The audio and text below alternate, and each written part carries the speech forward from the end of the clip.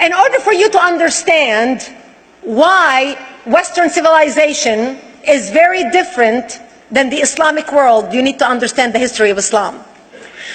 When Prophet Muhammad supposedly revealed his revelation from the angel Gabriel that he is supposed to be the last of the prophets in the early 600s, he started preaching in his own city, Mecca.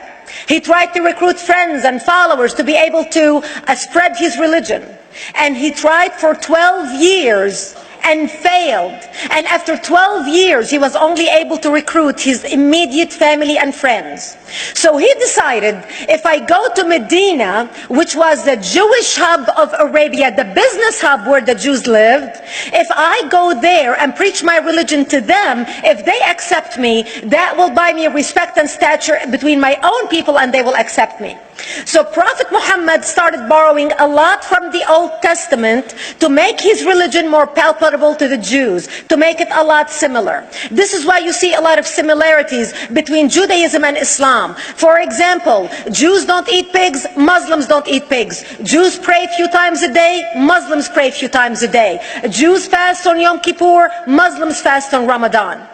And this is why you started seeing a lot of good writing in the beginning of the Quran when Prophet Muhammad was saying all the good things about the people of the book. He took his message and went to Medina trying to recruit the Jews, talking about the people of the book, talking about how similar the two religions are. When they refused to accept him and follow him as the last of the prophet, that's when he turned against them and started killing them and started expelling them. That's when Islam went from a spiritual movement for the first 12 years of Islam into a political movement cloaked in religion after the year of the Hijrah, after Muhammad went to Medina and the Jews did not accept him. He became a military warrior and declared war on them and started expelling them. Jews and Christians became dhimmi, or second-class citizens. They were only allowed to stay alive and not be killed only by paying the jizya, or the protection tax. So they had a choice: convert to Islam, or if you want to stay alive, you have to pay the jizya or protection tax, living as dhimmi in the Islamic nation. Christians and Jews could not ring church bells. Jews could not blow the shofar. Christians could not ring church bells. They could not pray publicly. Christians and Jews could not gather together and build new churches or new temples. And the way they paid the jizya, or the protection tax, was in a monthly ceremony where they would get together downtown and the Jew would kneel on his knee and hand his goods to the mullah, who would take the goods as the price for buying the protection. And in many areas, Jews and Christians were given necklaces to wear as a receipt that they paid their jizya, or their protection tax.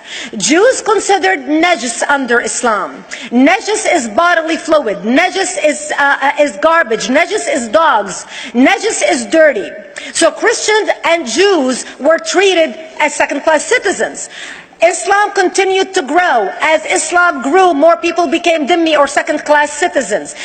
Jews and Christians were given identifiable clothing. The yellow star, which was given to the Jews, that most people think is a German invention. It was actually an Islamic invention in the 9th century in Iraq by the second Khalif al-Mutawakkil of Iraq, who invented the yellow star for the Jews to be identified as they walked down the street.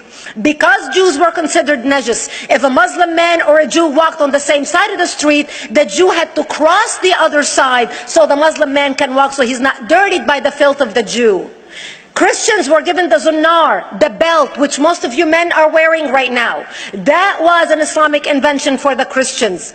Islam continued to grow. They went all the way to Jerusalem. They conquered Jerusalem. Christians couldn't ring their church bells in Jerusalem. The Pope in Rome in 1090 told the Christians, how could you sit idly by and allow your brethren to suffer like this in the Holy Land? You need to go liberate the Christians. You need to go help the Christians. That's why the Crusaders were launched. The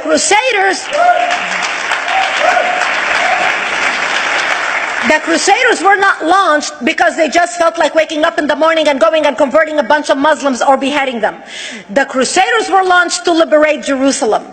And they were able to liberate Jerusalem for less than 100 years before Salah ad-Din al-Ayyubi, Saladin, took it back, and Jerusalem remained under Islamic control until 1967, when the State of Israel liberated Jerusalem, where Christians, Jews, and Muslims could pray under the same sky.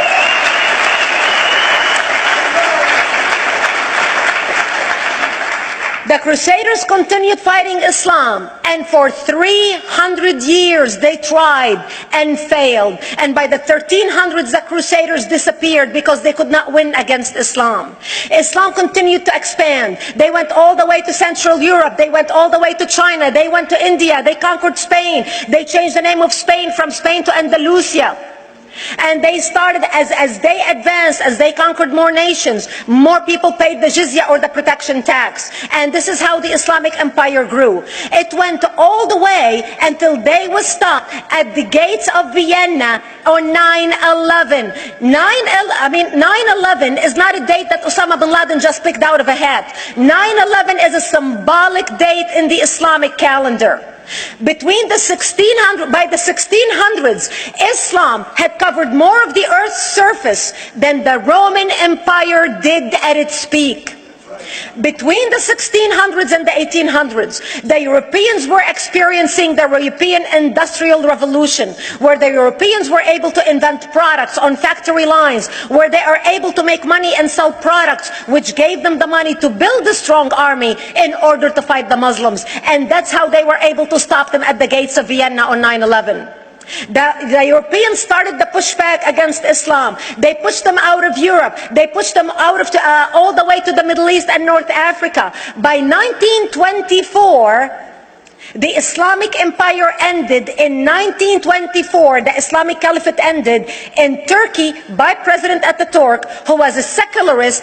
He ended the Islamic Empire, and he gave women rights to vote. He gave women a right to an education, a right to work, a right to choose a husband. He forbid women from wearing the hijab. He forbid men from wearing the beard. The Muslims hate him so much that they consider him a Jewish agent, because they believe that his mother and her bloodline was Jewish, and that was the influence on Ataturk. By the time the Islamic Empire, or the Islamic Caliphate, or the Islamic State ended in 1924, the Islamic Caliphate had existed for 1400 years, and it ended less than 100 years ago.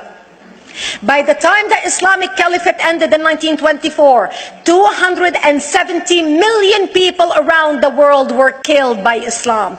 270 million. And we didn't have weapons of mass destruction, and there was nuclear weapons. All of these people were killed, butchered by the sword. The people in the world, less than 100 years ago, how many people knew this history? Please. Islam ended in 1924, the Caliphate. People thought the Caliphate will never be resurrected. The Caliphate will never come back. But two things happened in the Middle East in the last century that made the Islamists be able to resurrect the Caliphate. Number one is the discovery of oil in Saudi Arabia, which we were able to discover and were stupid enough to allow them to nationalize it. And the number two that happened was Ayatollah Khomeini coming to power in 1979. That gave the Islamists the money and also the spiritual covering in order to explode on the world stage. And people say, oh, well, the Wahhabis exported their Wahhabi radical religion. The Wahhabis are the name of Wahhab. They're not a different sect of Islam. They follow the authentic preaching of Prophet Muhammad, the way Prophet Muhammad lived and practiced his religion. This is why neither you or me or any infidel can step a foot in Mecca, because as far as they're concerned, we are filth. And as infidels, we're not allowed to step a foot, not President Obama and not anybody else. As a matter of fact, Al-Qaeda used to use Saudi Arabia and its success as an excuse to recruit members, as the example to show them how Allah has blessed Saudi Arabia because of the way they adhere to the tenets of Islam. And today we talk about ISIS. ISIS is not a new invention. ISIS resurrected the caliphate that ended less than 100 years ago. Except we are too ignorant and too uninformed to understand what ISIS is doing and why ISIS is succeeding.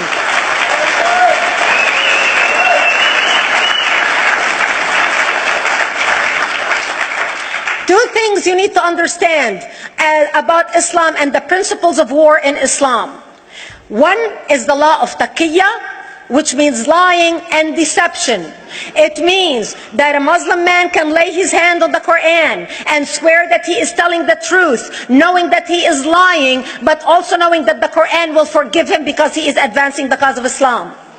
The second thing you need to know about is that the Treaty of Al-Hudaybiyah, which is an Islamic principle of war and a model on how to deceive your enemy when you have to sign peace treaties with your enemy. And it is based on an example by Prophet Muhammad. Prophet Muhammad was attacking the Meccans and their caravans when he was living in Medina. One day he attacked them because this is how he got the goodies. He would attack them, rob them, and spread the goodies among his men. And this is how he was able to recruit, because this is how people made money, without working. And so he attacked the Meccan caravans. When he realized he's not able to defeat the Meccans in that city of Al-Hudaybiyah, in that place, he signed a 10-year treaty with them. Does that sound familiar? A 10-year treaty with them that says he will not attack them, he will have peace with them, he will not declare war on them.